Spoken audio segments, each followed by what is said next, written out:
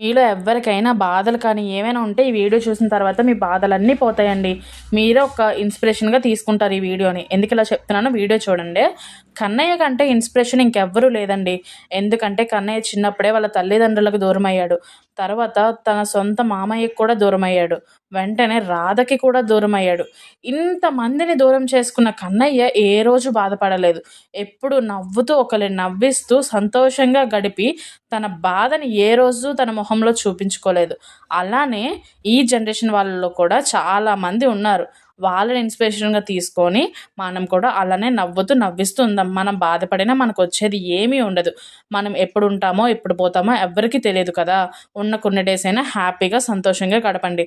మీకు కానీ బాధగా అనిపిస్తే మాత్రం ఒక్కసారి కన్నయ్య ఇన్స్పిరేషనల్ స్టోరీస్ ఉంటాయి. అయి వింటే చాలు మీకున్న బాధ అంతా పోతది.